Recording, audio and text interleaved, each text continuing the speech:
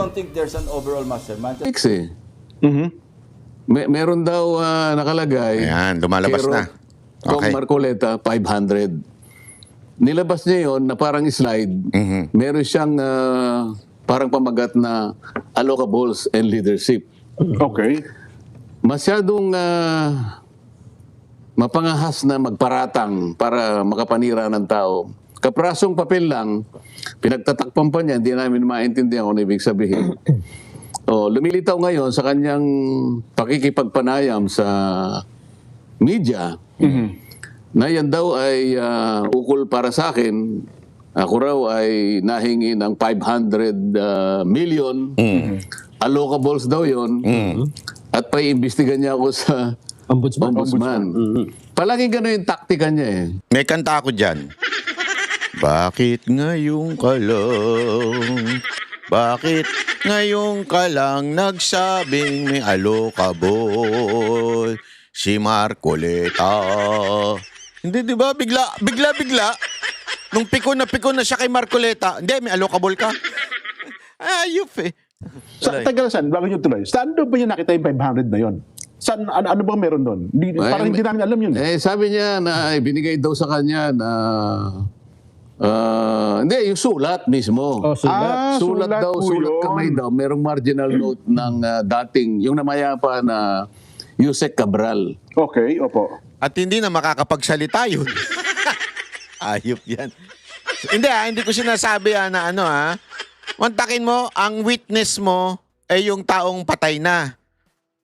So, hindi siya makakapagsalita. Hindi siya matatanong. So, tatanggapin na lang natin na katotohanan yung sinabi niya. Ayup talaga to si Lacson, no?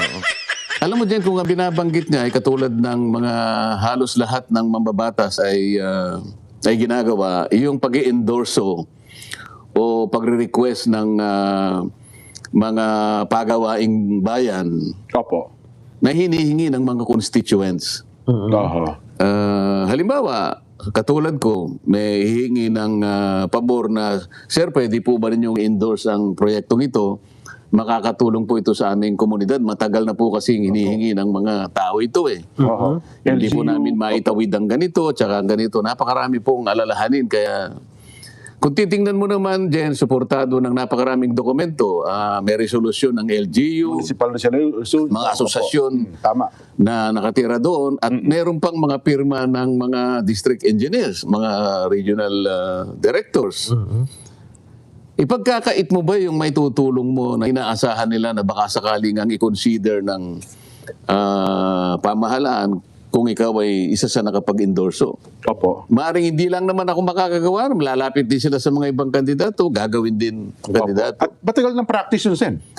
Maski naman kay doon sa privilege speech, hindi muna natin sasabihin ng pangalan, maya-maya ng konti lang. Siya naman inamin niya, ito yung mga legal naman na gawain. Wala akong masama. Walang illegal doon. Opo. Ang totoo niyan, siya ang kauna-unahang nagpasaring sa mga senador ng 19 Congress.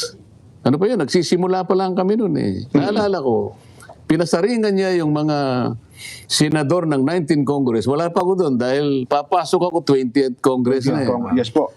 Halos lahat kanya ng mga senador ng 19 Congress ay nakabahagi ng ay nakapagbigay ng insertions na ang total niyan ay halos 100 bilyon. Ngayon, nagalit sa kanya yung mga senador. Ay, opo. Natatandaan ko Sabi siguro nila, ano naman ang masama kung halimbawa nakapag-suggest kami, nakapag-request kami, nakapag-endorse kami, sang-ayon sa pakiusap ng ating mga constituents. Wala namang masama doon. Ba't sinasabi mo yan? Ngayon, nagpaliwanag ngayon. Tama naman yun. Wala namang masama. Kasi trabaho naman na talaga nila yun eh. Yung, eto, pondohan nyo naman tong project na to. Ang masama ay na-connecta mo yung kontraktor doon sa pambabatas. Di ba? Anong pinagkaiba doon sa Kamara? Sa Kamara, hindi lang in-endorse ng congressman, sila mismo ay kontraktor. Di ba? Hindi nga sila nakialam lang dun sa issue. Sila mismo yung kontraktor. Dito, Basta sabi natin, halimbawa, senador, pondohan mo. Halimbawa, si Bongo. Pondohan nyo naman yung, Malasakit Center. Ang masama doon, kung kay Bongo bibili ng gamot. Hindi naman ganun eh. Dito, ganun din. Kunwari, pondohan mo naman itong sasabihin mo sa executive, pondohan nyo itong lugar na ito kasi humihingi sila ng tulong. Ang masama dyan, kung maikonekta ni Lacson, yung etong issue na ito, na merong contractor na kasama si Marcoleta dyan. As a matter of fact, sinabi niya pa nga yan nung una daw, pinapaliwanag ni Lacson ni Marcoleta ngayon. Sinasabi niya, noon una din, ganyan naman ang ginawa ni Lacson, ang dami niyang pinangalanan na may mga allocable. Which is, allocable per se is not wrong. As long as wala kang kinaugnayan doon sa makikinabang na kontraktor. Doon sa proyekto na yon. Kaya nga bumaluktot siya dito tingnan nyo. Sabi niya pa, almost all senators in the 19th Congress nakita ko doon sa listahan. Ayoko na lang mga pangalan na hindi kami kumpleto. Kita mo? Ibig sabihin, it's not just Marcoleta. Everyone, talagang merong, ito, sinong humihingi nitong project na ito para dyan? Pondohan nyo yan. Pondohan nyo ito. Tulungan nyo ito. Diba? Wala namang problema doon as long as wala silang kinaugnayan doon sa particular na project na yun. Pero kinukulayan ngayon ni Lacson si Marcoleta. Para bagang ina-isolate niya. Ikaw Marcoleta, may ganito ka. Akala ko ba noon marami? Ngayon si Marcoleta na lang. Senate President. Dahil siya parang akala mo kapag nagsalita, parang siya yung pinakahuling salita Ang nakikita ko parang takot na takot sa kanya yung mga kasama ko Hindi ko nga rin alam Ito lang naman ang aking sariling obserbasyon. Yes, naging trilyanis na to si Lacson, nagpaliwanag ngayon ang Pangulo ng Senado. Hindi naman, sabi niya kasi kung ano man yung kahilingan na yan, sinasabi niyo kagad, insertion. Sabi niya pwede namang terminology lang ang diferensya dyan Kumisan, tinatawag naming amendments dahil nga sa aming sariling panukat, makakatulong naman.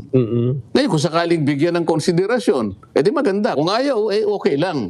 Yun ang paliwanag. Hindi naman kapag sinabi mong ikaw ay humiling halimbawa ng ganitong amount para sa mga proyekto ng ating mga constituents, ibig sabihin sa iyo napupunta yun?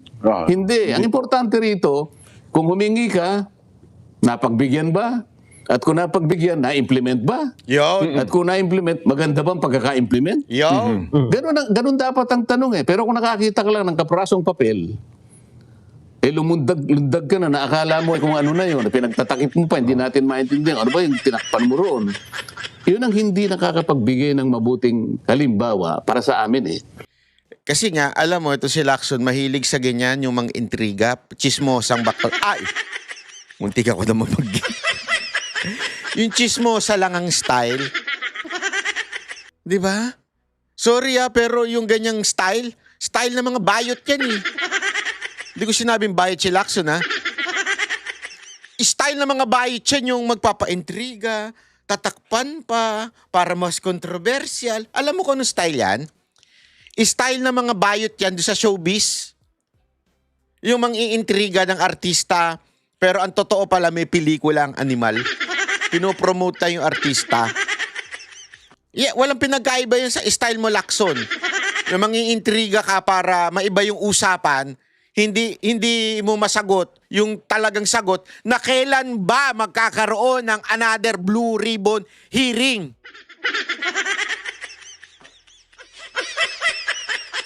Yan ang hindi mo masagot Kung ano-anong sagot, kung ano-anong pangiintriga ang gagawin mo kay Marcoleta. Tapos ikaw, favorite ka naman ng mga media. Bakit? Media. Anong ko sa mga media? Kayo din ba ay katulad ng di umano allegedly na sinasabi ng ni Palsis na kayo ay dumidefend din with collection?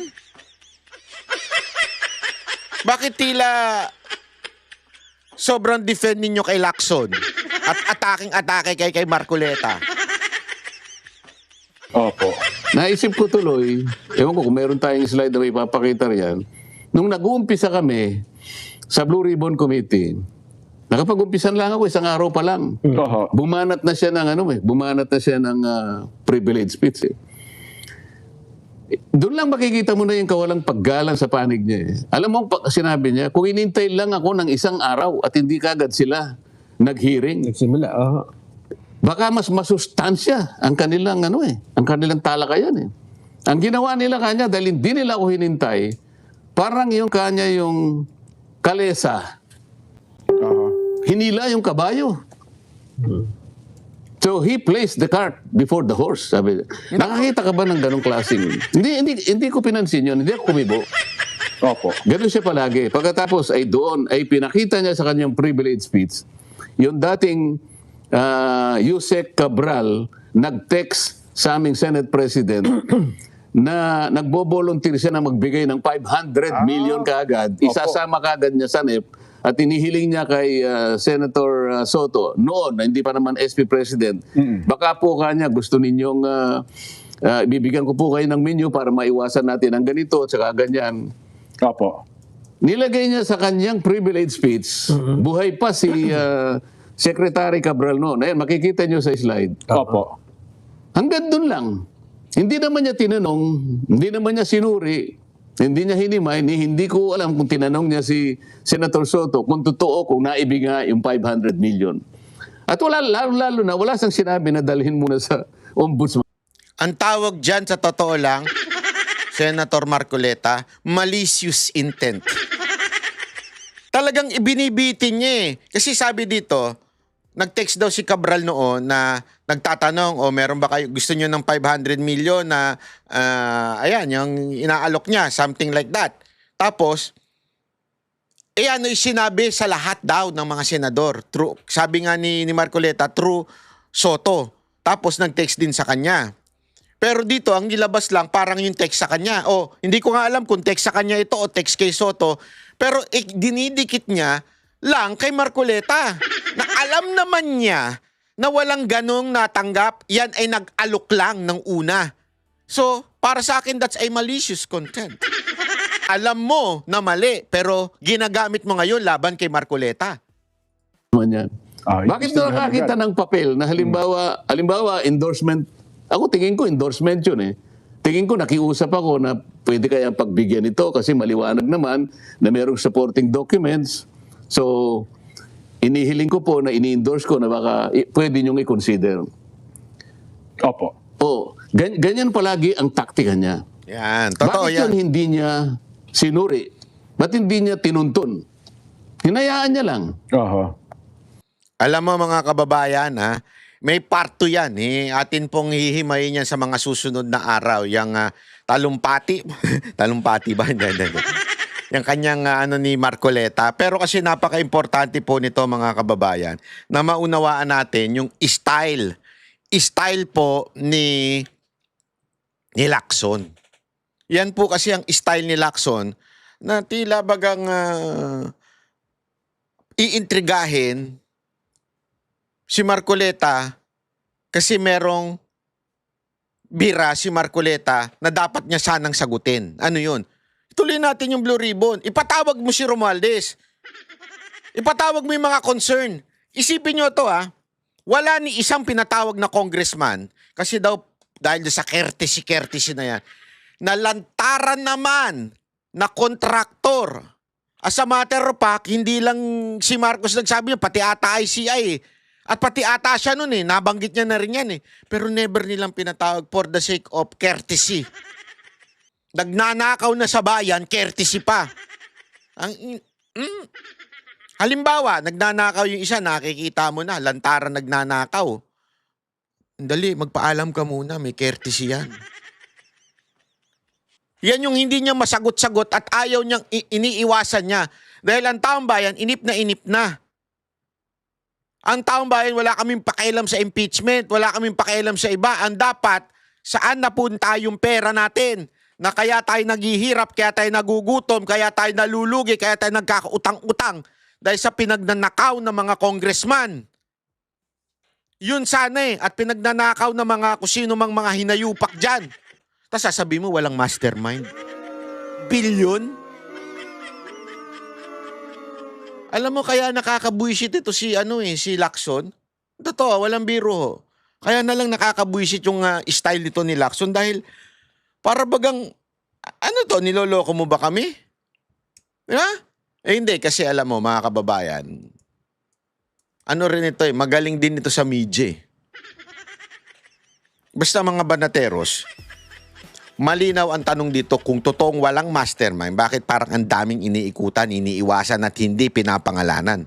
Si Lacson may bagong payag, si Marcoleta may sariling kwento, si Palsis may binuking na modus, at si Franco Babanta may connection daw sa mas malalim na at binabaliwala ngayon. Kaya kayo nang humusga. Si Lacson ba naghahanap ng katotohanan o nagtatakip na mas malaking pangalan? Si Mabanta ba'y ordinaryong producer lang o may hawak na koneksyon sa taas? At parte ba ito ng isang mas malaking paglalaglag sa bawat involved sa flood control controversy? At kung walang mastermind, bakit parang protektado naman ang mga mastermind? Comment nyo sa baba, mga banateros, kung gusto nyong marinig pa ang mga banat na ganito, i-comment nyo sa baba, i-share din nyo, i-subscribe kayo. At kung ayaw ninyong palusutin ng mga palaisipang ganire, like, share, subscribe at i-follow ang Banat Bay. At kung talagang sinusuportahan nyo si Banat Bay at talagang ayaw ninyong siya ay ng mga politiko, baka gusto niyo magpa-member. Yun po, meron na hong fee yun. Monthly na support sa ating ang tawag dito, sa ating advokasya na ilabas at ilantad ang katotohanan. Dahil dito, hindi tayo basta nanonood ng balita, binubusisi natin kung sino ang nagsasabi ng totoo at kung sino ang may tinatago. Ako po si Banat Bay, mabuhay ang bansang Pilipinas. Happy weekend po. Kami ang boses ng masa, hindi natatakot.